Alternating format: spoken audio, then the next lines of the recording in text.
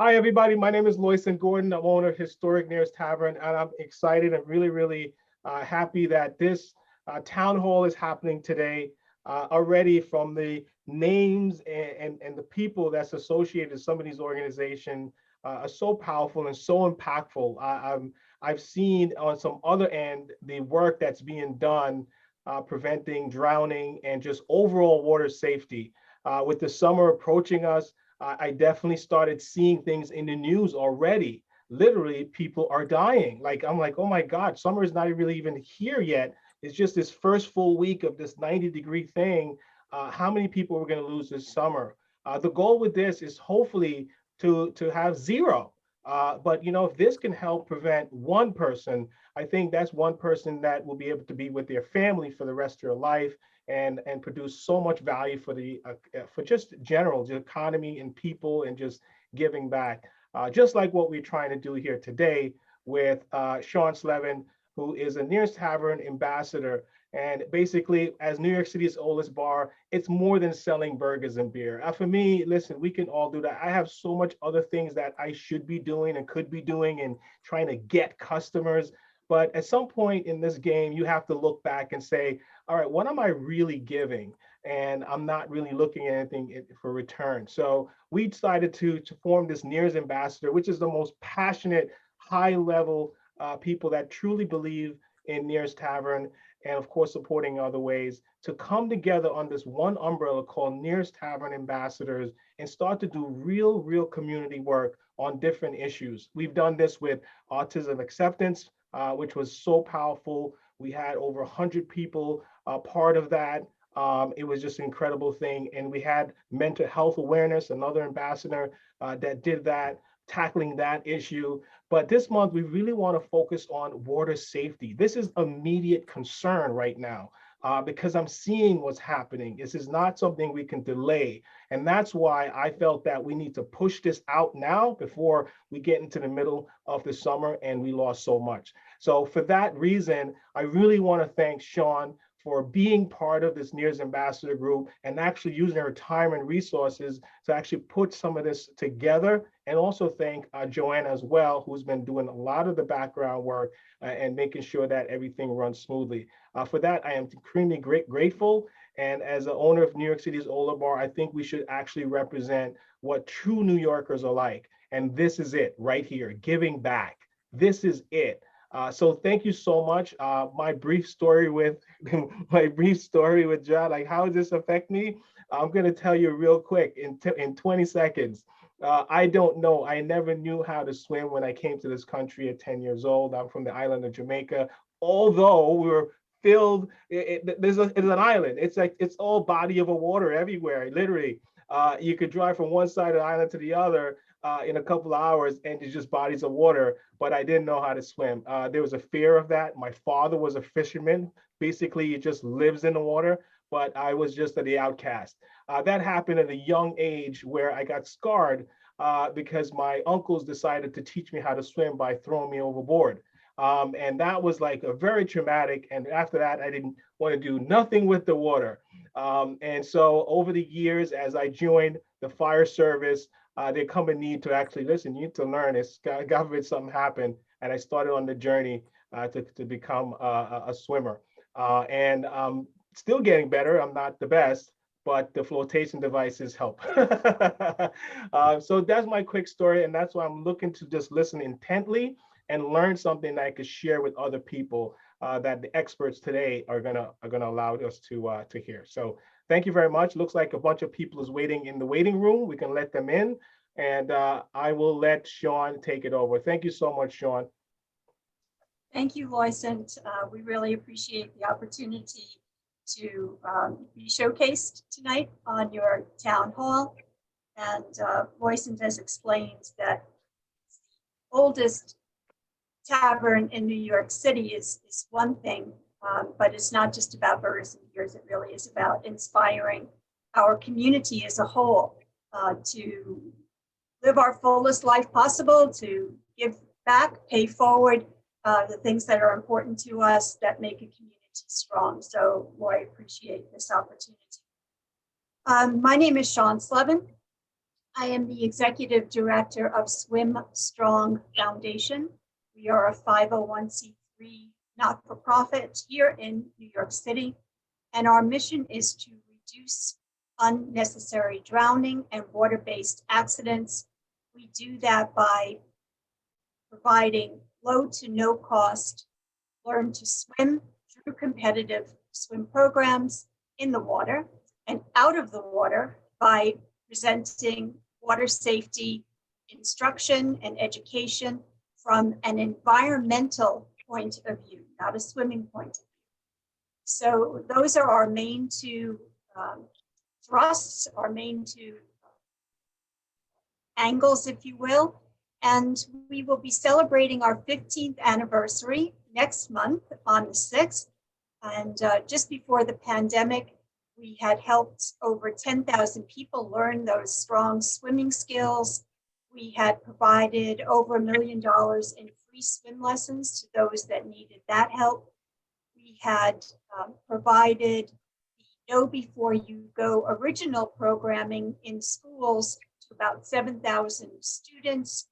Since the pandemic, we upgraded that, revised it, and it is now able to be delivered remotely. And we have 3,875 students taking that class right now. And we also initiated legislation to mandate the training of water safety in New York State schools K through 12. That bill is in the Senate as 2207 and in the Assembly as 728. Probably won't get passed since the session is about to go off for vacation this time around, but hopefully it will be for the next session, and you'll hear more about that as time goes on. I'm joined by great colleagues here who have been kind enough to come forward and share their perspective of water safety from their own point of view, through their own glasses. And I'm going to let them introduce themselves. And I'll just start on as I look at the screen to my left with Rick Kaufman. Well, thank you, Sean. And I do appreciate you giving me the opportunity to, talk with everyone here, share our story. And just so you may or may not know anything about me, I have a podcast that has gone out for the last 3 or 4 years to over 1 million people all across the country. And we have a huge listenership in Southeast Asia and in Australia. However, as Lois mentioned about June, as of Tuesday, June 15th, that'll mark 29 years. So in 1993, I lost a 3-year-old daughter to a drowning. Just so you can kind of get a clue, there's her shoe. That was the shoe she wore that day. She went to a babysitter. The babysitter went to a public pool. She drowned 8 feet in front of a lifeguard. And obviously, we didn't know anything. We thought as parents, we thought we did everything right. We had a backyard pool. We used to blow up floaties. We did all that. I looked at the people at the pool. We looked for swim lessons. She was actually there with her older sister for swim lessons that day. Her older sister was 8 years old. They told us that she could not take swim lessons until she was age 5. Because that in 1993, that was the American Red Cross standard, I guess, is what I've been told. And so, who was I to question experts such as the American Red Cross? And so I just assumed there was nothing else available. Then until after the accident, I found out there was a lot of things available, for her and us. Unfortunately, we live here in Ohio. I know most of you here are in and around the New York. As a kid, I grew up in New York, upstate actually, in the Adirondacks. But I made many trips down to New York City and played soccer and in the Empire State League and everything. So I'm very familiar with the Hudson River area and the Hudson River Basin. And I know, we all have challenges all throughout the United States, every single country. And Lois had said that he was from Jamaica. I've met and interviewed many, many people from, the islands and things like that make their living fishing, throwing nets, and not a one of them can swim on the most part. And so, I'm here just to kind of share my information, talk a little bit about what I've learned, because it's all self-taught. My website is called thekelsgroup.com, and that's where our podcast is. And we go by the DW Nation, which is the Drowning Warrior Nation. So it's kind of like our little tribe of people that we have. And we do a lot of public speaking. I've traveled all over the country. And, but since COVID, this has been the way we've been doing things here for the past, year and a half. So I appreciate the invite, Sean. So thank you. That's great. Thank you so much, Rick. Appreciate that. Aiden, would you introduce yourself, please? And you're on mute. Thank you. Yes, hi. Good afternoon, everybody. My name is Aiden Gabriel. I am from Far Rockaway, Queens. I am the co-founder of the La Rubella Collective. The La Rubella Collective is a 501c3 organization, and we were founded primarily to provide free surf lessons to the children of the Rockaways, primarily.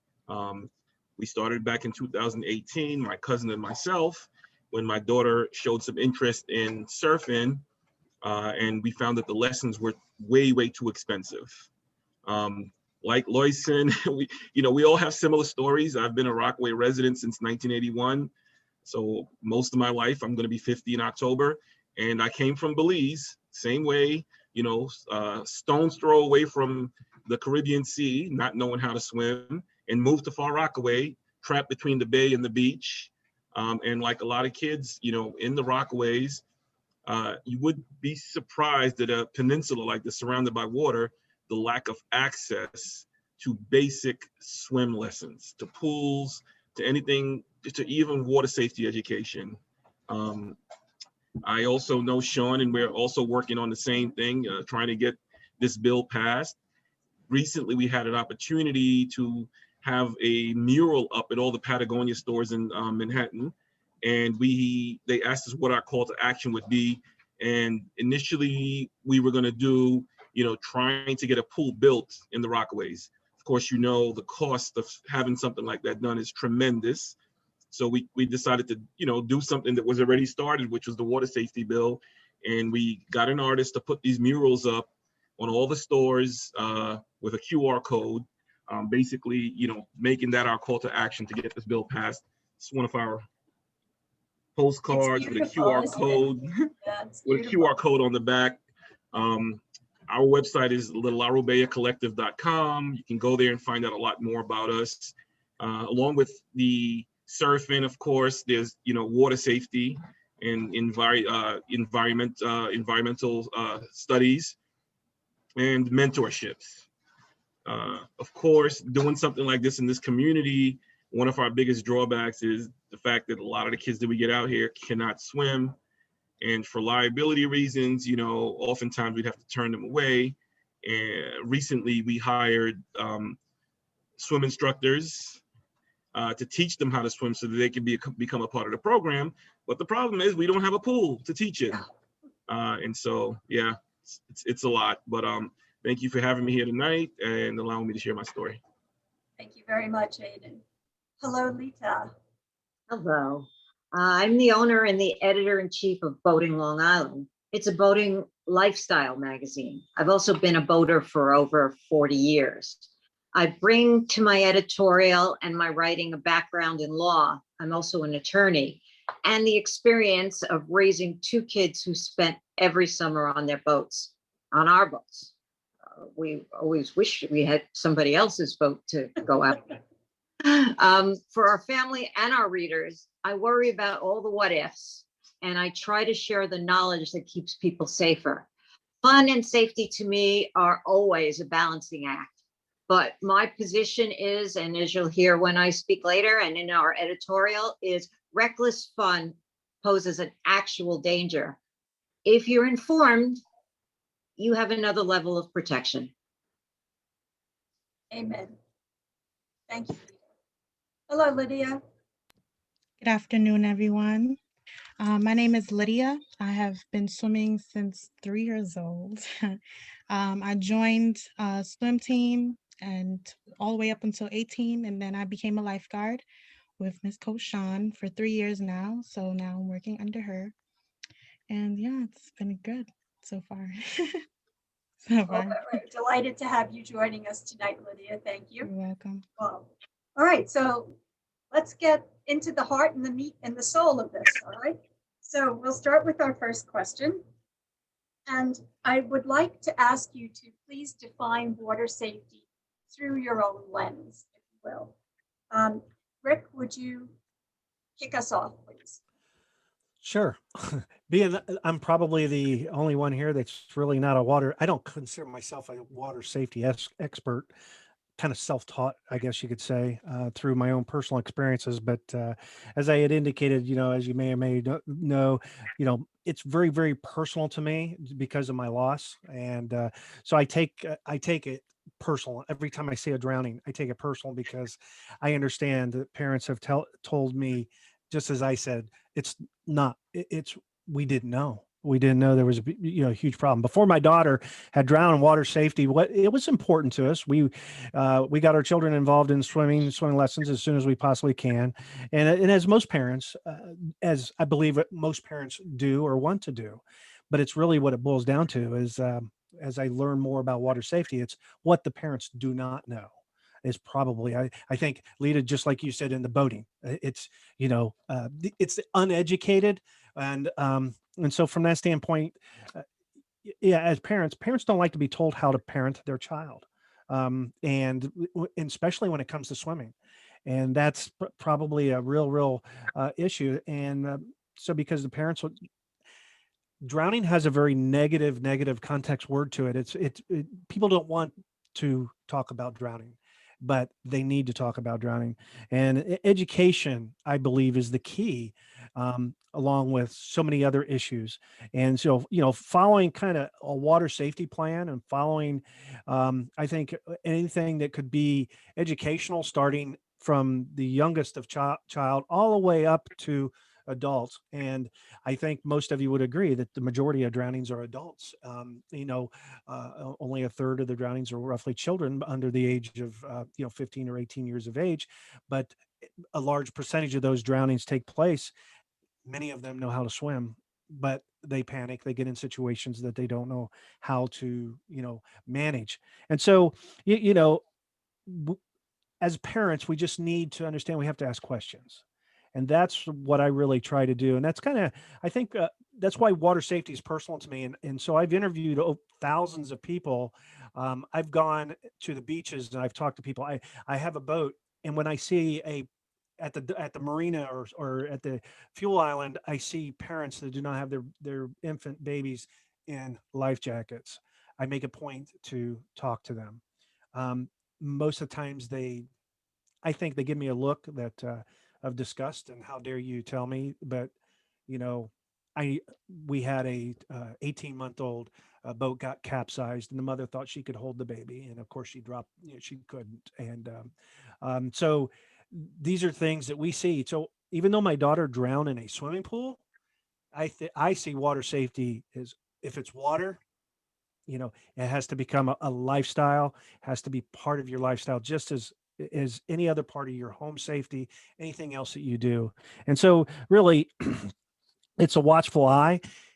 And I like to look at it as oh, um, and there's a word, and of course it just left me and it's not on my note here, but it's where you're constantly vigilant and you have your attention and you see things before you realize the risks that are involved, and so you question those things. I have 6 children, 13 grandchildren, and my own children now, the ones that came after my daughter drowned, have told me that, Dad, step back, don't worry, we've got this. And I says, you sound just like me. And I says, and that's when accidents happen. And that's what water safety to me, that's why I get out there to say, hey, I was one of those parents that thought they had it covered. And let me tell you, I didn't. And it can still happen to me again today, to one of my children or grandchildren or to loved ones that I know. And so somebody said that, there's drownings. We're seeing them all in the news right now. Like I said, so water safety is very, very personal to me. this is an unpaid. I make no money. I ask for nothing. I do it. Everything is funded on my own dime, and and because it's personal to me. So, thank you, Sean. Drowning is so pervasive, and we really aren't aware of that. On a global basis, a person actually dies due to drowning every 70 seconds, 70 seconds. And for every death, 5 more people are suffering life-altering injuries from brain and spinal cord problems. We are trying to manage through a pandemic now, but drowning is actually an epidemic. And the drowning situations didn't stop because we were managing or trying to manage through this pandemic. It just continued. So we really need to be more focused and more aware about water. And we'll talk a little bit more about some of the changes that we're seeing. But Aiden, what about through the kind of surfing lens? What are you seeing?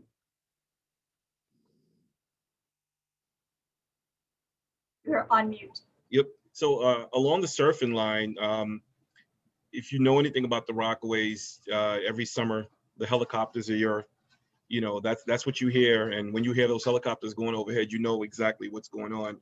And again, very, very personal to me. Living in the community, and on the east end of Rockaway primarily, with a lot of Black and brown children who drown at a much higher rate. I believe the numbers is like 70% of African American children cannot swim, and there are a lot of reasons for that. Particularly in this country with segregation and not being allowed to go in pools, and then just information not being passed on. Something like, just stay away from the water, just don't go there, rather than introducing the child to swimming and to the water. It's a no, don't go near the water, you'll drown. But what are you going to tell a 10, 11, 12-year-old on a very, very hot day? Yeah, on a very hot day when they just want to cool off, and it's light out until 8:30, the lifeguards are gone. How do you stop kids from going in the water? So it should be the exact opposite. It should be more education, because you don't know how to swim as a parent. You should make it a point. But it can be expensive. It can be inaccessible. As far as the surfing part of it, the surfing communities, I can speak to, primarily here in the Rockaway, we're working on something right now. A lot of the times when these kids are pulled out of the water and they're saved, it's usually by a surfer. Yes. Because the lifeguards are gone for the day. And I personally know people, up until last year during the pandemic, I know a couple of ladies, they have a surf group who pulled a couple of boys. Unfortunately, they couldn't get to one who got pulled out in the rip, and they got him in. And we said, we got together and said, listen, we all need to get together as, a surf community to have equipment on hand when we're at the beach. So if something like this does happen, we could jump into action, and we practice, and we can know to do this. Why the city doesn't have the lifeguards out according to, it's not like, well, the lifeguards leave and everybody's going to leave the beach. It doesn't work like that. It's still hot, still light out. People are going to go into the water. And again, the community that we're trying to serve through our 501c3, a lot of the times we get the kids out, they go through the whole process, and then we get to the question, as to whether or not we're going to take them for the summer is, can you swim? And, more than half the times the answer is no. The answer is no, and that's really difficult to turn somebody down, but that's what we have to do. And swimming is, water safety is more than just actual swimming. It's education. It is. It really is, and that's why we're trying to get this bill passed. This is, you have to be educated about it. You have to learn about rip currents. You have to learn about why you shouldn't be in the water. You think if you're strong, I think it was an NFL player last year, or a college player going to the NFL who drowned, fittest, most, and just could not swim and got into trouble. So it is a global epidemic. It is. The issue around swimming is that it is something that must be taught. as much as, we come from water, maybe that's, within our millennial history, we probably came from water. More recently, our mother's womb, our body itself is, 75% water. So certainly we're composed of water, we're drawn to water, but it's not natural. It doesn't mean that just because we have this connection that we have the skill. We have to learn that. And athletes actually are the worst at this, because I can't tell you, I was at a couple of charity events over the years where we had professional athletes coming to raise money, doing a sport that wasn't native to their sport, right? So I don't want to tell you how many I pulled out of the bottom of the pool, But when I asked why, clearly they couldn't swim. Why would they have chose a swimming activity as their competitive sport for the day? And they to a person, they said, I'm an athlete, as if that would mean that they could swim. So, you hit the nail on the head. But thanks to the to the surfing community, we really did save more people who could have been lost to us over the last 2 years in particular, that we've become more aware of this. And most of those saves are really not just happening in the hours after the lifeguards aren't on the beach, but in times when they are not on the beach, meaning out of season. So in the spring, the latter part of the spring, and certainly because our weather conditions are changing late into the fall, right? And at that time, that's the big hurricane season. And people, look out at the water and they think it looks great. Well, it looks fine because it's not a wall of water, like a tsunami coming at you, but you don't know what's going on under the surface. And the fact that a storm happening in Miami, 1,500 miles away, is impacting our rip currents here in the Rockaways. So there's just so much in terms of water safety, to your point, Aiden, that we need to be aware of. It's not just the swimming skills. So thank you for that. Lita, how about, for your 40 years as a boater and now the work that you're doing professionally? What's your take on this? Well, first, let me apologize in advance. I have 3 dogs and people are driving the street. But for the first thing, I'd like to define what a boat is, because in both my editorial and in purposes of this discussion today, a lot of people think a boat is a boat, a yacht, a power boat, a sailboat. Well, a better choice might actually be vessel, but we don't talk about vesseling. So according to the U.S. Coast Guard Regulation 1 U.S.C. 3, the word vessel includes every description of watercraft or other artificial contrivance used or capable of being used as a means of transportation on the water. So if you're thinking about transportation on the water, that's kayaks, that's canoes, that's stand-up paddle boards, that's those amphibious ATVs, kiteboards, bodyboards, float tubes, rafts, anything that can either under your own power or through the power of the wind or the waves or the currents take you away from shore, that is a vessel. Last week we had 2 people in our local area who drowned when their canoe capsized. This week 4 were rescued when a raft without a motor caught a current and took them offshore. So again, when we talk about boating safety, we're talking about something that can keep you up out of the water, but we're also talking about something that is subject to forces much more powerful than anything we can do, which is the wind and the weather and the currents. And out by you, do you have a lot of the sudden winds in near where you live? Some parts of the island seem to have that exposure more than others. Right. The North Shore is more protected than the South Shore. The South Shore, to be overly general, you do have the Atlantic Ocean as much of it. We do have the Great South Bay and other bays that are calmer, have no water, but they're calmer. But we, on either side of the Long Island, you're subject to wind and waves. And especially, as you said, the sun can be shining, the couple of wispy clouds in the sky, but that water is not showing you what's underneath. I have more to talk about if you want in terms of life jackets, or is that something you want to wait till later to talk about? Let's circle back to that, because I think that actually a lot of us can touch a bit on that. So Rita, make sure that I come back to that. Okay, don't let me off the hook. All right, Lydia, now you're primarily work around swimming pools, not so much open water, right? So would you mind sharing with us some of your points of view? Sure. Well, I just wanted to say that I agreed with Aiden when he said that a lot of, African American people that don't know how to swim. In my high school, there's only 5% that knew how to swim, and all the girls said that they didn't want to get their hair wet. So, I'm like, that's really not, a problem. But for water safety for me, I think it teaches everyone how to be vigilant both in and out of the water. It's there as a security blanket to prevent tragedies from occurring, allowing both the child, the parent, and the lifeguard to have a certain understanding of what to expect when they step inside the pool area.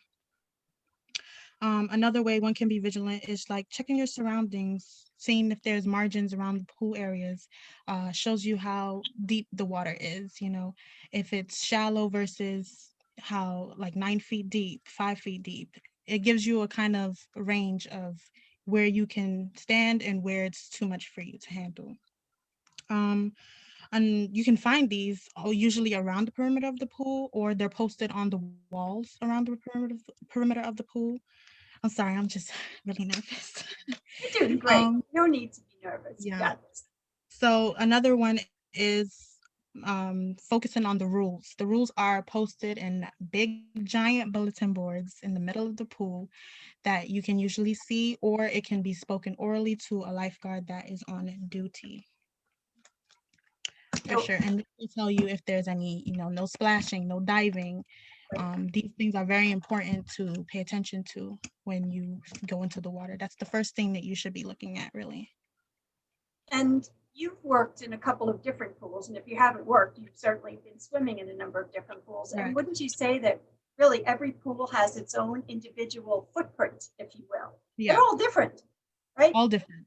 So we need to be looking around and understanding, what is the footprint of this pool? Right, because some of them might not have the rules on the wall, but have it in an office or in the locker room. So you have to be, just pay attention to your surroundings for sure. Yes. And what I've always found helpful, and as an instructor who teaches mostly in pools, is to look at the side of the pool and look at the depth markers, because I want to know where it starts to pitch down. Go a little bit further than you can stand. Yeah, I don't have the visual acuity that some people do have, that when they look in that water, they see that slope.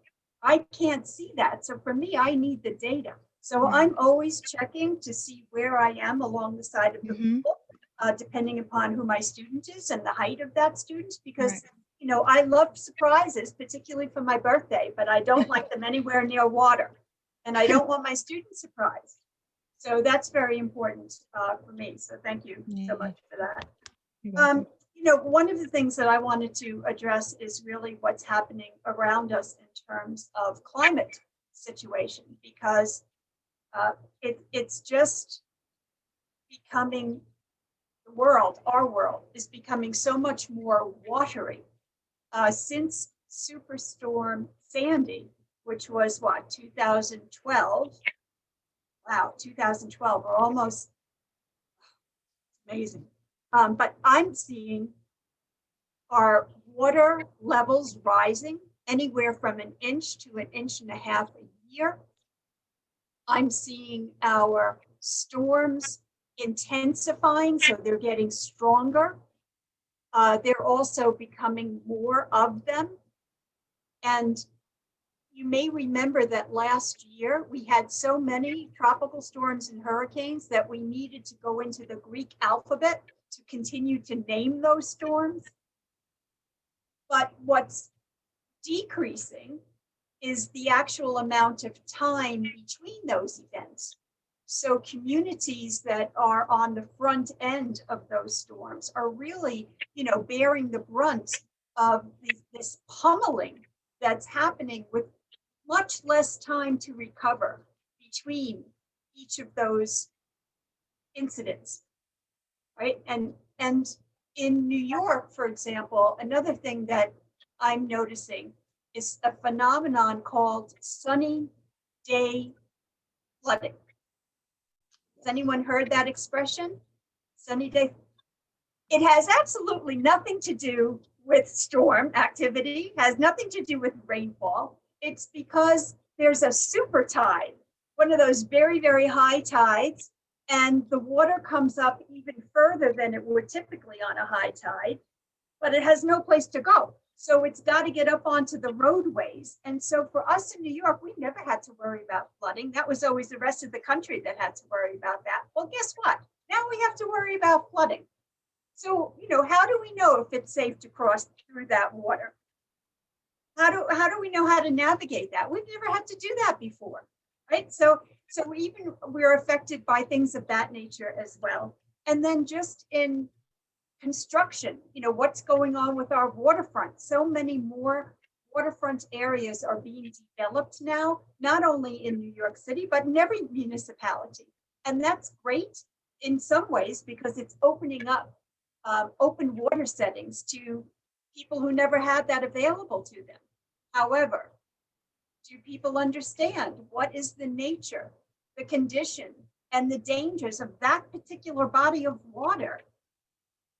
And do they have the swimming skills?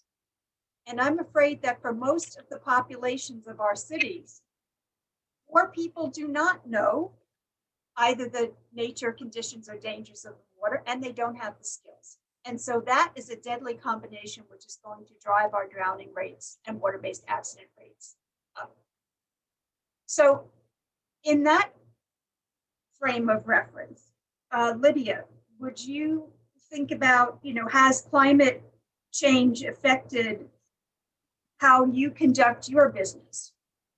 Well, usually when I do outdoor pools, it does affect it, usually when it rains, because when it rains, usually thunder, lightning, and we want to get everyone out of the pool as fast as possible before any tragedy happens. But when that happens, people like to start running on the decks, and it's very slippery, so it's hard to control everyone in a panic motion rather than everyone doing it simultaneously. I don't know, I will only usually work in indoor pools.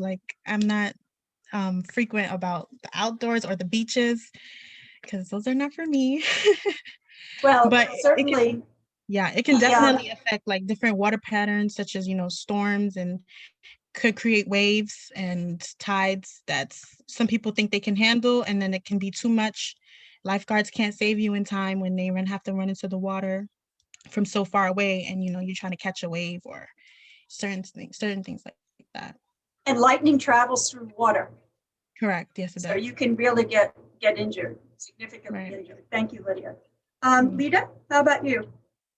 Storms, as we all know, are more perilous. They're raising the risks. They're raising insurance costs. They're pricing homeowners out of the lifestyle they love. If you can't get insurance or you can't afford the house, you're not going to be looking for a house with a dock and a boat. The rain that lasts for days and days and days, we used to have periods of rain, but we can sometimes have 4 or 5, 6 days in a row of rain or potential rainy conditions. If people aren't going to be able to use a boat for a good portion of a very short season, they may not make the investment. Villages and towns that have coastal setups that rely on boaters. 2 examples on Long Island would be Freeport and Port Jefferson. If they're not seeing boat traffic because people can't afford boats or inshore boats or they're flooding. That's going to create financial havoc. There are marinas that won't make it through another storm cycle or two. It only takes one big hurricane, a couple of hurricanes, and we're going to have some marinas that suffer damage that will be so costly. I'm afraid what they're going to do is sell, and they'll sell to developers who will then right onto the land. On the opposite end, we've got drought, and it plays havoc with rivers, inland lakes, both the man-made kind and the natural ones. I saw a statistic that some shorelines have receded 50% in California, Arizona, and New Mexico. Wow. If you have a facility on the shoreline, you're high and dry, your economic impact is going to affect everybody. So a 50% erosion in the shoreline is a scary thought.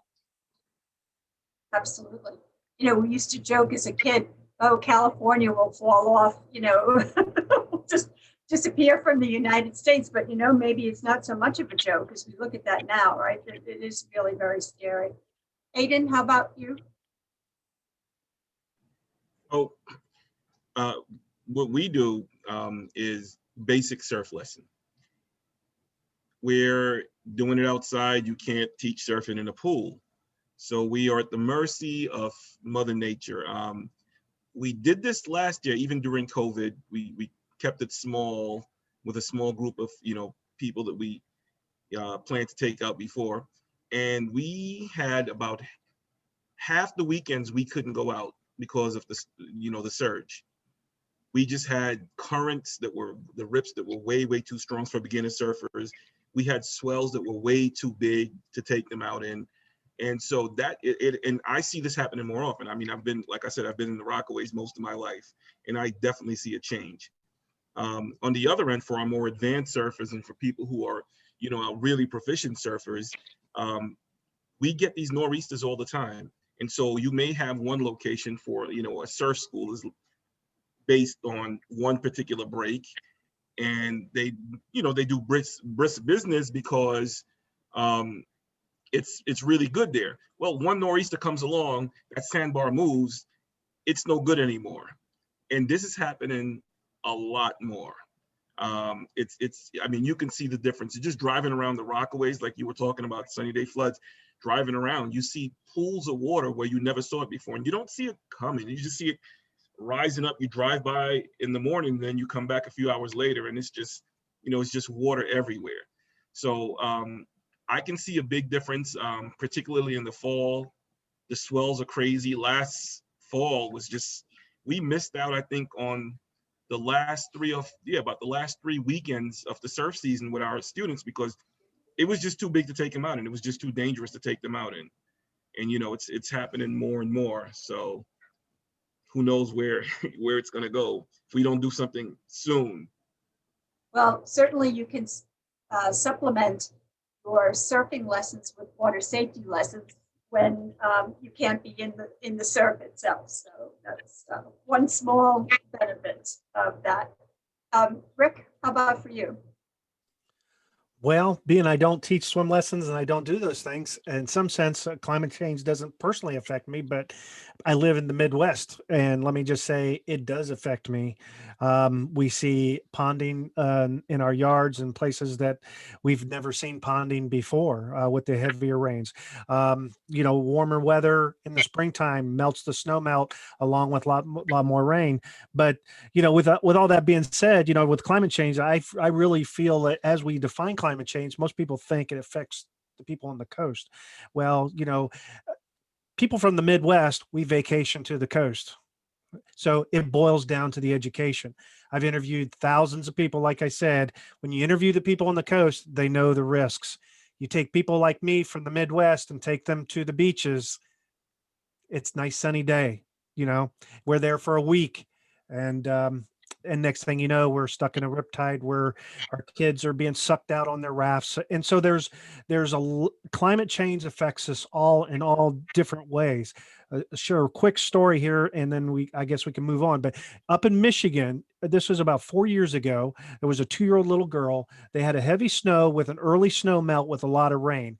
It was a warm day. She went outside in her little galoshes. She's 2 years old, and most of us know how big a 2-year-old child is.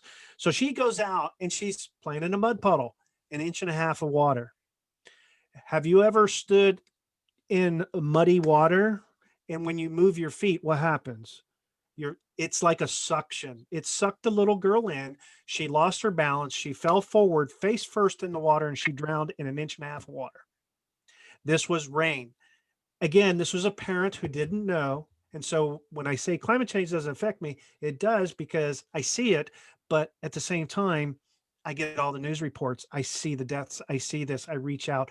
I get involved. I talk. I go to the communities, and it all comes back down to education. People go about their normal business. They feel I can drive my car. If the car floats away, I'll just get out. But you don't know what you're getting out into. It's what you can't see is what where you get in trouble. It's what's below that surface of water. And it doesn't look like, but when the water can move a car, you don't stand a chance. And so that's, and so from that standpoint, it's water safety, it's education, and people just have to be aware. And that word I was looking for was situational awareness. They have to be aware of their situation. They have to be aware of the risks, and they have to have a plan put in place of, if this happens, what do I do? And that goes for climate change. I'm a foster parent. We have foster children. We have all kinds of fire drills. We have stuff here because the state requires us to do that. Go into a home with people that have average children. They don't do that because, they don't have to. Nobody tells them they have to. So there's not an incentive to, do it, because they don't believe it will happen to them until it does. Well, this is it. We all know that bad things can, and in fact do happen to other people, until, of course, it happens to ourselves. So this is just the human, our human factor. But just to throw another water safety, or I should say drowning statistic in the mix here, it only takes 2 minutes and 2 inches of water for any of us to drown, not just little children. And this was even in the situation that Rick mentioned, was even less water, because of course the poor child fell face down. So, yeah. So I'm going to switch the direction a little bit and ask something that I think might be important to you individually. So Aidan, I'd like you to start, if you would. What would you see as the largest obstacle to the Larrabea Collective's initiative? And what are some of those challenges that you've come across? Largest obstacles, lack of access in this community to water safety, to pools, and that includes lack of funding. You would think that our elected officials would be, since we're, again, it can happen anywhere, but since we're in a coastal community, for anybody who's not familiar with the Rockaways, you can just Google it and look at it, a map from above about it. It's a little peninsula surrounded just water all over. The years I've lived here, I've seen on different occasions where, the Jamaica Bay is on one side, the Atlantic Ocean's the other side, and it actually meets up. I think I was in high school at one point where people were in rowboats, in the streets, in the middle of the streets. And you would think that our elected officials would, I don't want to say take it more seriously, but see the urgency in having, the funding that we need in K through 12 to have this water safety education. But apparently it's not something at the top of their list right now, unfortunately. And unfortunately, people are going to, keep dying every summer, every fall. It's just going to keep happening. And I don't know what it's, what's going to change it. But I mean, that's the biggest thing with me, just lack of access, lack of funding. It's, with surfing particularly, it's a really expensive thing to do. And a lot of people think, hey, you just get a surfboard and you go out there, and it's not that simple. I mean, a surfboard alone is expensive. A wetsuit is expensive. Getting the right staff to do something like this, even when you have volunteers, is is a huge expense. And there's insurance and liability and everything else that goes along with doing something. So even though, you know, it's something that we offer for free, Nothing is it's free. not, nothing is free, right? Nothing is free. But really just the lack of access. And Sean, you know, we've spoken about this before, the difficulty I've had in the last few years, just trying to get access to pools. I've had to take kids out to Brooklyn and Manhattan and different places off of the peninsula just to get them basic swim lessons, because we just don't have access here. My local high school that I went to, that I attended and, you know, coached football for a number of years, had a pool that I don't know how long that thing's been out of commission. Our local YMCA is just not accessible for the kids in my program. It's you know, and you know, you go and you talk to whoever you need to talk to, you offer to pay, and you still can't get access. So yeah, my biggest thing is just lack of access and funding. Thank you very much for that. Appreciate it, Aiden. Rita, how about through your own perspective? What about boaters? Do they need to be really concerned about beach conditions? Talk about algal tides and rip currents. How does that affect a boater? Absolutely. Those things all affect boaters. And they're aware of it if they read our magazine, they go on our website, you know, our Twitter and things like that, because I'm a 50-50 kind of gal. It's 50% fun and 50% safety. Once in a while, I throw in a picture. But yes, they need to be concerned about a lot of things. I will say to boaters who like to water ski near the shore or like to beach their boat and then go swimming, I will say, if the beach is closed from the street side, you know, you can't come from the water side. Really? You know, and algal tides, oh, it's just green water. If I traipse through it or my dogs traipse through it, it's not a big deal. Well, you have to warn them that yes, it could be dangerous, not only toxic to the dogs, but you're now taking, you may be taking species that are in one water body, and you may be going home and you may, you know, spread them around. Right. So very important things. And, you know, water safety, boat safety, it's all about, from my perspective, from your other panelists, it's about being in the water and staying safe. From my perspective, it's how do we keep you out of the water? Because if you're not in the water. Great point. Great point. Thank you. Sure. And Rick, what can somebody who teaches water safety and swimming say to you as a dad that would have changed your decision on that specific day to let your daughter go to a publicly lifeguarded pool with the babysitter? You know, that's a question I've been trying to answer for over 28 years, because you trust people. You trust people to watch your children, and I really believe, instead of you know, there's a stat that's always thrown out in the water safety community that drowning is the leading cause of accidental death to children between the ages of 1 to 5. Go tell that to a parent that has no experience with drowning. They'll look at you and say, "Oh, wow, I didn't know," and then go out and do the things they shouldn't do. It's a stat that for us in the water safety community, that's very alarming, and it has been that way since my daughter drowned. In 1993, there was 1,000 children that drowned that year. There was over 1,600 or 1,200, over 1,200 children that died in an automobile accident. But fast forward to 2017, and only 600 children died in an automobile accident. But in 2017, 1,000 children still drowned. To this day, the numbers. So results are not there.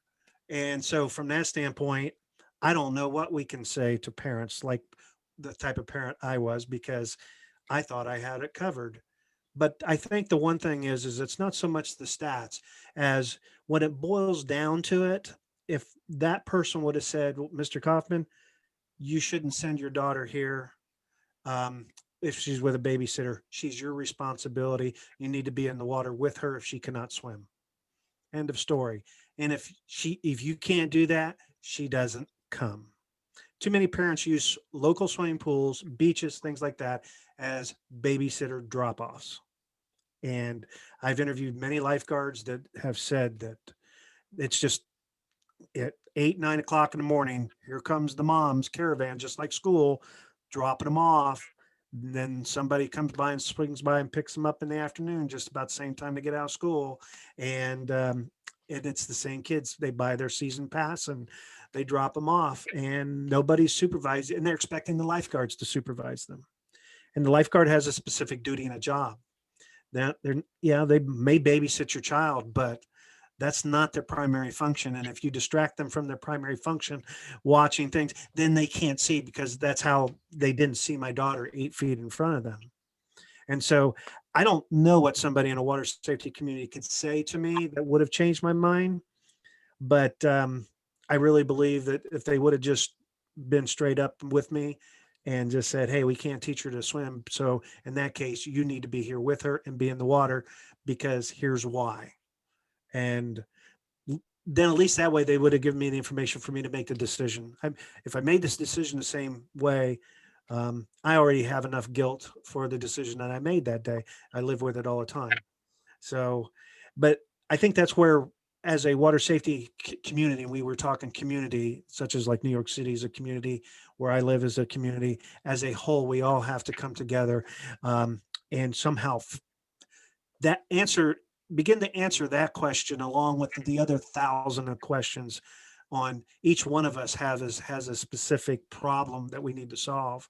And we need to answer those questions. And then I think from that point, we will begin to start seeing the results. And with all the other problems that we have in this world, I mean, water safety is not going away. So, Well, we already see that now with the pandemic, right? People haven't stopped drowning because there's a pandemic going on. But, there's the comment about eyes on the child, at all times when they're anywhere around water. And how many children have been in accidents or lost their lives around water because one parent is thinking the other parent has those eyes on the child, so that lack of communication where something is happening because the other parent is assuming somebody else has gotten it. Right. Let me just sum this up with what you just said there, with the eyes on the child. Every parent that I've interviewed that a child has drowned, what it boils down to, nobody was watching the child. Nobody, zero, nada. If there's one or there's 1,000 people, nobody saw the child, because where does drowning take place? It takes place underwater. Doesn't happen above water or on the surface. So if you're not watching in the water, you're not going to see it.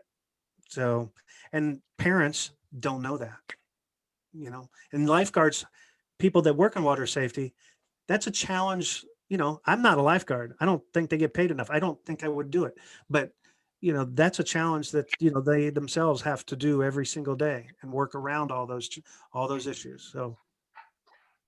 And it's not, drowning is a very quiet act, and it is certainly not like we expect it to be from watching television, right? Where people are waving and help me. No, what you would see actually is somebody who's tipped back in this position and kind of almost a climbing up the ladder, where everything in their body is trying to push them up to the surface to catch that breath. So it is a very different scenario than what we expect to see.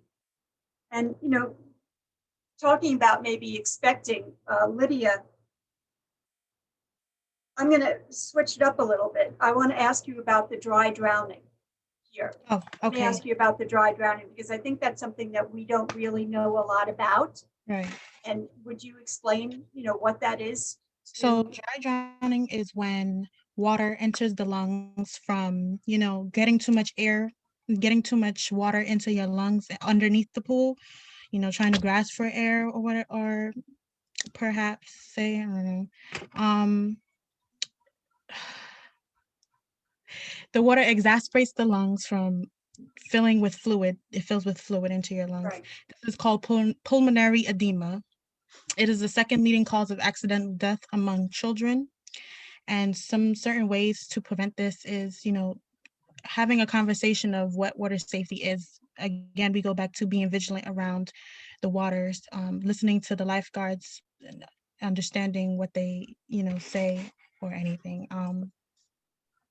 Making sure to wear, you wanted to ask me a question? Just when do this takes place often Right. hours after the person, the child is coming from the water, whether Right. that's the pool or the ocean or whatever. So, what should a parent be looking for? Because oftentimes this happens at night, right? The Right. child's put to bed. Everybody assumes it's all fine. Mm-hmm. So the parents should be looking for, choking. If they're coughing a lot, that's a sign to be looking for. Definitely if they're having like problems with their stomach pain, you should seek care immediately. There's definitely certain ways to look at it. Some change to the breathing pattern. Yeah. As well, right.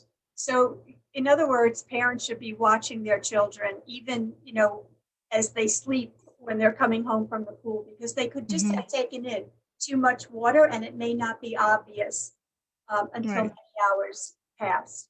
So that's something we just don't know enough about. So thank you. I know I changed it up on you, Lydia, but I know. It's okay. It's good timing for it.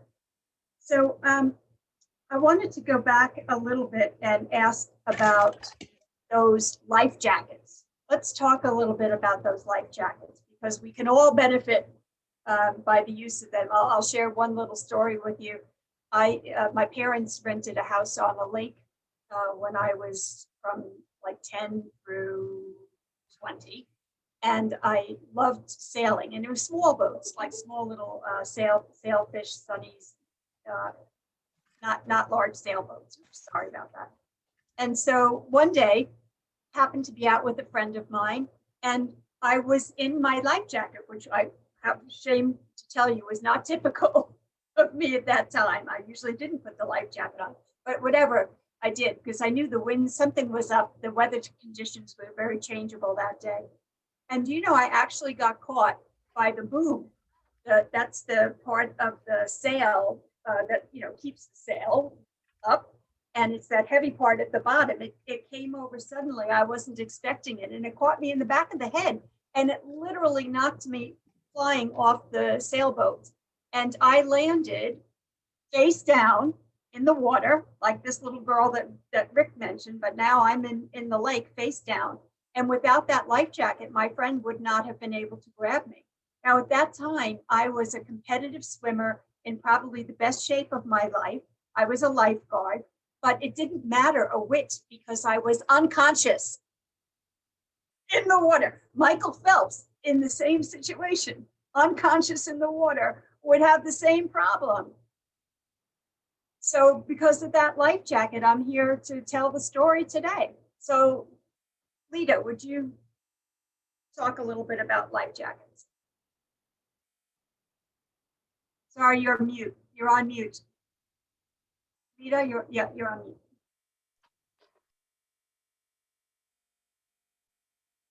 Still on mute. Just trying to keep the dogs quiet. Sure. Life jackets. It's in the name. Seriously, life jacket. The U.S. Coast Guard stats say that 86% of people who drown in a recreational boating accident were not wearing a life jacket. 86%. Look at what you're doing, decreasing your odds of drowning just by putting on the proper life jacket. And as you said, people say, oh, I can swim, I don't need a life jacket.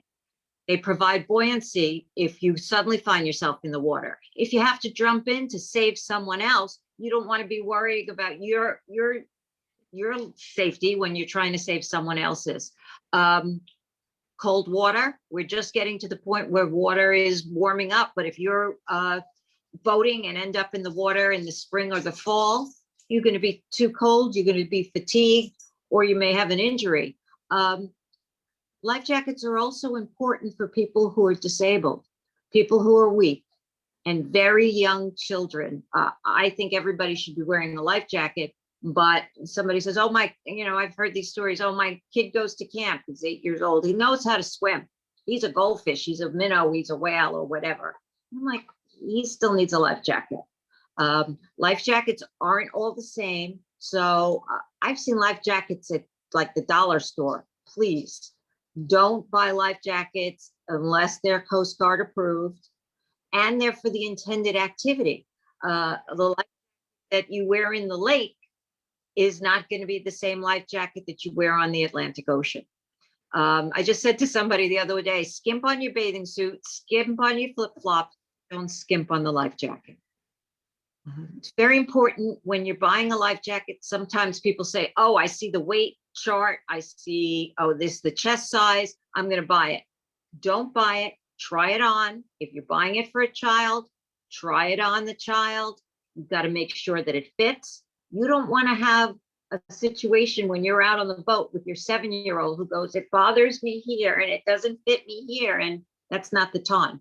Check it out in the store. Make sure it's adjustable. And also, if it's you or if it's raise your hands or the other person's hands and tug on the life jacket. Make sure that that life jacket isn't going to come up over the nose or the mouth. What's the point of trying to prevent drowning if the person is in the water with their mouth and their nose covered? So it's very important. It's not always required by law, but you should wear a life jacket when you leave the shore, unless you're in a cabin. If you're in a cabin, don't wear a life jacket. But other than that, what I preach is if you're leaving the shore, you should have your life jacket on. And I just want to tell one story because it's just left an impression in my mind. There was a reader of ours. She actually wrote her story for us. She was good. She found life jackets. She did everything she could. She ordered them from the store after they perused them. They were delivered to her. She brings them to the boat. She's got this nice stack of life jackets that came in plastic. Each one of them was in plastic. And she stores them in a cabinet. They had an emergency. They're taking on water. They're trying to rip the plastic off each individual life jacket and figuring out whose is whose. I don't know about you, anybody on the panel, but plastic's getting harder and harder for me to rip all the time. And here, this is an emergency. There's a drowning situation and they're ripping off plastic. So have your life jackets in an accessible place, preferably on, but otherwise make sure they're labeled or different colors so each person knows whose is whose. And if your boat's on fire or you're taking on water, there's no time to scurry around and look for things. Just have them right by or preferably on you. And Sean, can I add to a little bit about the life jackets also? Especially in those people that live in the coast or not in the coast, but if they have a boat, I'm sure if they're not aware of regulations as far as in everybody, there's supposed to be enough life jackets on a boat to cover everybody. But if not, I just posted a link to CETO Foundation with help to build life jacket loaner stations. They have a scholarship. They will actually pay for it. You can apply and they will build it at your marina, at your beach, whatever. So I posted a link. It's right there to their website and to their program. So I just wanted to share that. Thank you, Rick. I appreciate that. Anything that you would add, also as a boater in terms of the life jacket that use them. I see as a non-water safety expert, again, I find myself on the boat and sometimes kind of get a little complacent when it comes to life jackets, not when it comes to children, but my wife doesn't know how to swim. And so, she used to be scared to death of boats, but I think she trusts me. So that's why, lack of fear. But the biggest thing is have them that covers all the sizes, make sure they're Coast Guard approved. And if you're not sure if they're Coast Guard approved, it's real simple. Just go to the Coast Guard website and it's all right there. All the information's right there. Just because it might have a Coast Guard emblem on it or it says something, looks good. But the other part too is if they're old, raggedy, moldy, whatever, pitch them, throw them away. If they're all wet under your cushions, get them out, dry them so they don't mold, because they will break down and they won't be so buoyant. And if you ever needed them, you know, it won't work. I believe in the Great Lakes region, they have never had a drowning victim who had a life jacket on. And How telling is that? yeah, exactly. And you know, and you're talking about the Great Lakes, like Lake Michigan and stuff like that. Here it is June, July. You can still get hypothermia in those lakes at this time of year. And so from that standpoint, but they can send a distress call, but another boat can rescue. But because they have a life jacket on, they're buoyant, they're above water. Like I said earlier, drowning takes place underwater. Without a life jacket, you're going under. Aiden, surfers wear life jackets? No. Why not? No, not life jackets. Well, because you wouldn't be able to surf. If you have a life jacket on, you can't lay on the board, you can't pop up properly, you wouldn't be able to do it. I've seen with some really, really young, not with our surf nonprofit, but with some of the surf schools, I've seen some really, really young children, and I've seen them with something, I don't know if it's something special that they'd have on, but I mean, your flotation device with surfing is your board. And it's attached to you, it's tethered to you with a leash, a pretty strong leash. Now that can pop, and this is where water safety education comes in. And one of the reasons why you have to have some swimming skills and water safety knowledge before we take you. I know there are a lot of surf schools that will say that you don't need to know how to swim in order to come out. These, and you know, for the most part, these guys are pretty good. I mean, the Scootins are like watermen. They're amazing water people, and they know what they're doing. But you know, it can happen in anything. So what they usually do with the inexperienced swimmers or anybody else is they'll keep them in the white water, right, you know, up to the knees, and you know, kind of keep them there. And it's a one-on-one thing. It's one instructor per, you know, and that's what we do. We do have some kids. We've been fortunate the last couple of years. A lot of our kids that we have, that we accept, not only can they swim, but they were swimming competitively, even if it's just for a year on a team or something else, you know. And when they're in the water, it's a one-on-one instruction. It's not like, I know some people will do 3-to-1, 4-to-1. We don't do stuff like, we have one-on-one. We have lifeguards on the beach watching, you know, water safety. We have people on the land as they come in with the boards to help them and then get them back to somebody. So there's no point where that particular child is left alone. It's all, yeah, but for the moment, yeah, surfers don't. And I have heard some stories from some of the, you know, surfers who've been surfing out there for a while. I think a lot of these surfers who've, you know, anybody who's been surfing over 5-10 years and they surf in big swells can tell you their life and their stories. We had a few years ago one surfer who drowned. You know, the pylons that are in the water, when you're high tide, you can't see it. We've been begging for one on Beach 67th Street. We finally got one to tell you, a marker to tell you where those things are. One guy went out by himself. And that's the other thing, going out by yourself. I don't care how good of a swimmer you are, how great of a swimmer you are. You go out in a big hurricane swell and you're out there by yourself, that's a risk. He went out, his leash got caught up in the wood pylon and he drowned. You go out with your board. Some of these guys have these really nice, fancy fiberglass boards. You go out, those things can crack in half. That's all you have. And if you're out there and this, you know, there's this huge swell and these rip tides, getting back to shore is not, you may not make it back. So that's the other thing. Just, you know, never swim alone, never surf alone. If you go out to surf and there's nobody else in the water, go back home. That should be a clue. Maybe there's a good reason. Because surfers will go out in anything. But if you get out there and there's nobody in the water, you shouldn't be out there. You know, go with a buddy, go with a group. And I just want to be sensitive to our time now too, because we're really into this and we could go for hours, but we're coming to about 7:15. So I would like each of us, if you would, to just, you know, shout out 1 or 2 takeaway tips And then if there are any questions, coming up from the audience, we can try to tackle those before we come to a close. So let's see, who shall we start with? Rick, go. One or two takeaways, please. Yay me, I got a lot, but I will just really quickly just turn around and just say one of the takeaways I really, really believe, and you've probably heard me mention it several times, is education's got to be the key number one factor on everything.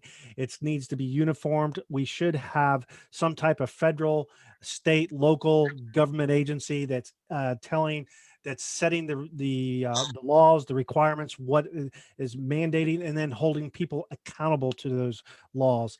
They have done that in other industries involving safety issues with accidents and deaths, and they have made a dent in the numbers. Unfortunately, I always say that we have too many chiefs and not enough Indians in water safety. And so from that standpoint, we all know that is a critical problem that, we have. The data doesn't lie, but the problem is if you drown, if you want to be counted as a drowning number, die today. Don't wait till tomorrow or the next day, because you will not be counted in those numbers. And so from that standpoint, you'll be passed by. And so that's another reason why. So we all know that if there's 4,000 people a year that drown here in the United States, double that. The number's probably double, if not more than that, because of what is reported. The other part is we need to make drowning a national trauma base. In other words, so when somebody drowns, they go to the hospital, they can bill it. And then from that standpoint, we will begin to track the data and the accidents, just like the Insurance Institute of Highway Safety does with automobiles. We need to do the same thing with water safety and drowning. Thank you very much, Rick. Lydia, one or two quick takeaways. So my tip takeaway, one, I would like to say that because I work in a more controlled environment rather than, the beaches like everyone else on this panel have worked with. It's really interesting to hear certain stories about, the wave patterns and like how many people have drowned recently. It's crazy. But I want a lot of people to understand really what dry drowning is, and to also share on how important that is rather than actual drowning, because it can happen way more frequently than actual drowning. Thank you so much for that. Aiden? One quick takeaway, and then just obviously something that I want to talk about. Quick takeaway is, the ocean can give you so much, but you have to respect the ocean. There's something in surfing that we always talk about, is just never turn your back on the water. And this is so true. Really have respect for it, because it's powerful. I mean, it's vast, it's powerful. I don't care how strong of a swimmer you are, you can go out, you can cramp up, anything can happen. So really, really, really respect the water.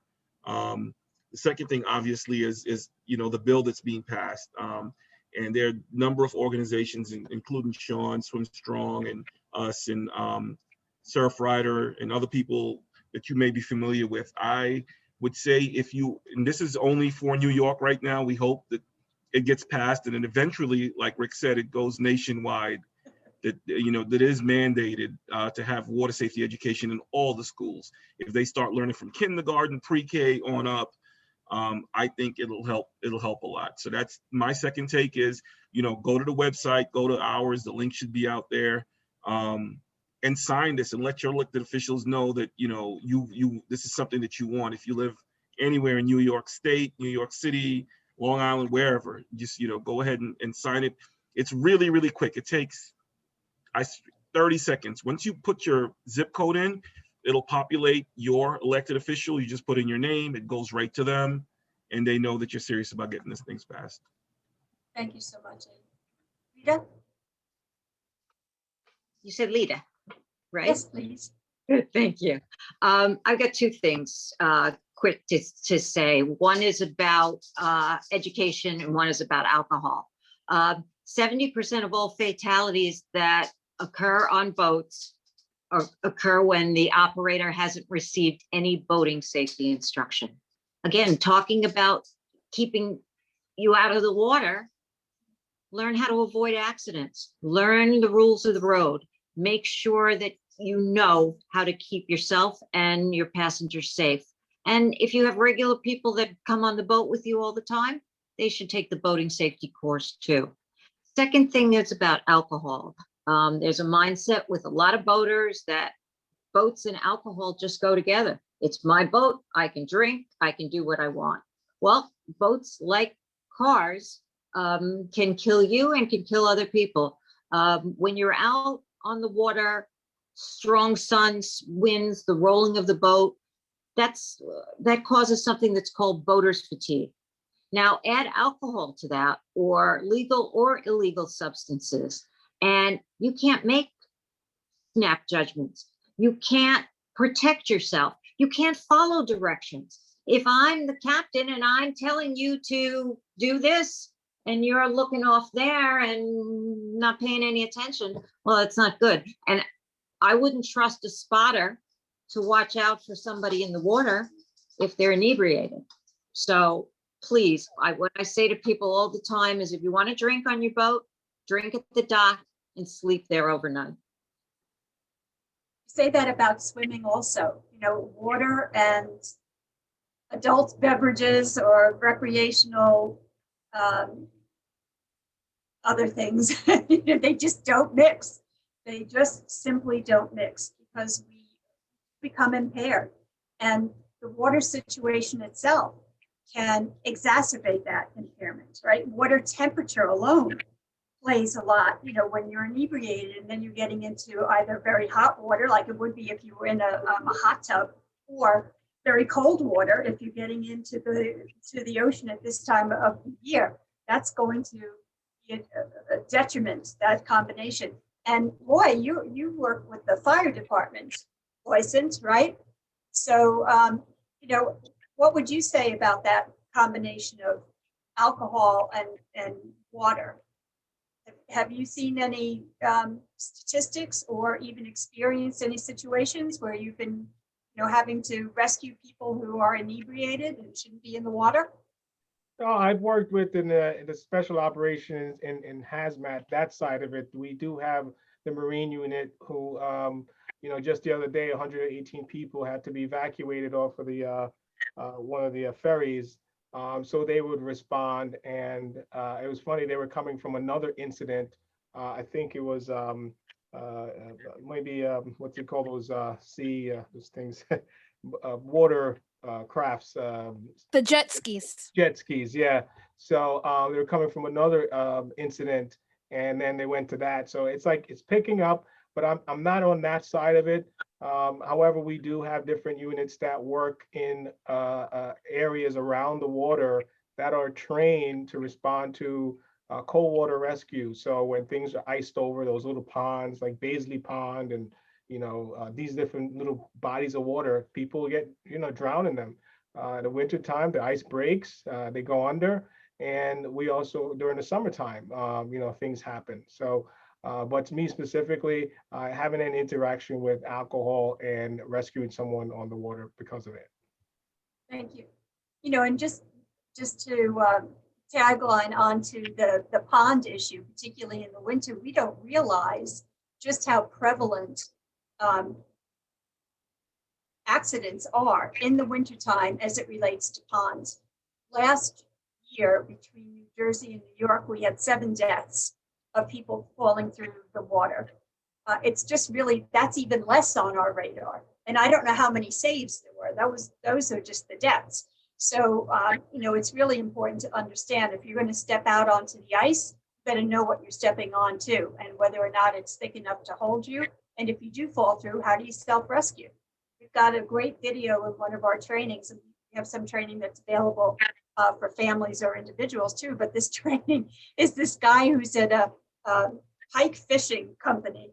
He, fully clothed, jumps into a hole and shows you how to get yourself out. Not once, not twice, but 3 times. God bless him. And then, you know, you see the emergency services, the EMT truck, you know, all warming them up afterwards because, you know, you're nuts. But I wouldn't have known otherwise. I learned a lot from that video, believe me. in any event. So thank you all very much for participating. Are there any questions in the chat? We have like 1 quick minute to just see if we can snag a question, and then we'll do a wrap up. Well, I see this one here from Joanna. She was asking about life jackets about dogs. I have 2 dogs. I have a golden retriever and a black lab, and yes, they wear life jackets. Just make sure you have the right size for their weight and size. But they will always have a life jacket on the boat. They should have a handle on the back too, so it's easier to hook the dog up. Yeah, they're heavy when they're wet.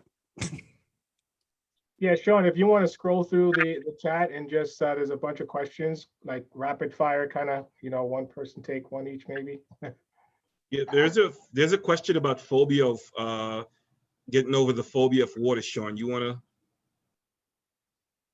I didn't see it, so I'm not as facile. Yeah, it's how do one get over their phobia of water? You want to take a stab at that, Lydia? Because I know you. Yes, I have a great example to use. My mother, for instance, she wouldn't she had a past history of, almost drowning when she was in Jamaica. So she wouldn't let the water touch her knees. So with that is, her mind is very fragile of it happening again. So she kind of puts herself in a different mindset. So for us, I would, take it a step forward. Be very gentle with her, discuss the water safety rules first, and then gradually take her in the water, see how it feels. And then gradually we go from the waist, then fully into her full body being into the water. So that's what I would do to get rid of their phobia for sure. We won't take them over to the deep end, just stick to the shallow for a quick minute. And I think to people who have an experience, in their youth, and they've carried this burden with them, are to be applauded for stepping into taking swimming classes later in life, because Right. you really are, confronting a real fear, and understanding what is the environment that I'm about to put myself in is one of the ways that, you help to orient people and help them understand that environment, that in fact, our bodies are a little different outside of the water than they are inside of the water. Certain things that we do outside of the water, even in how we breathe, do not breathe the same way when we're in the water. Inside, correct. Don't move our legs in the same way when we're in the water. How it feels to move through the water in that viscousness of the water, and how freeing that really is. Once you start to connect those dots in your mind, you start to realize that, wait a minute, I may actually have a little control too in this water, and then start to build the skills around the control, and you can see that that fear starting to be broken apart and broken through. And there is nothing better than that, as far as I'm concerned. Anything else that anyone saw in the chat that you might quickly? Well, Joanna, she also mentioned about government initiatives such as pool safety. So the answer to that is yes, government needs to be involved, not only on your local and state level, but also the federal level in all areas of water safety. We need more of it. Okay, well, just to be respectful of our time then, I want to thank our panelists very much for their participation and paying forward your knowledge to our community, our Neir's Tavern community today. And we hope everyone has a safe and healthy summer ahead of them, safe in, on, and around the water. And Loyson, do you want to take it to a wrap?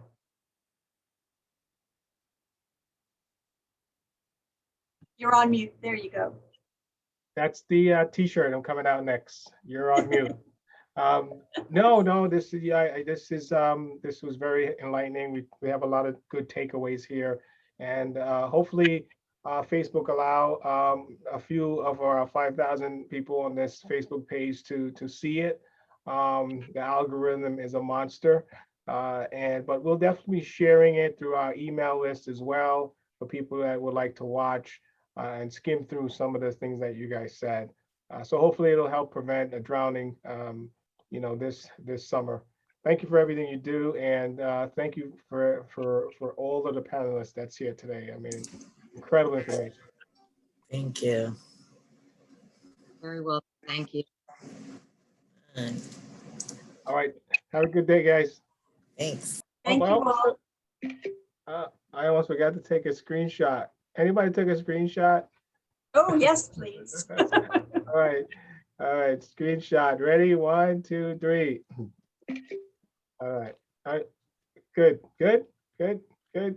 All right. Bye, guys. Have a great day. Thank you again. Town hall. Bye.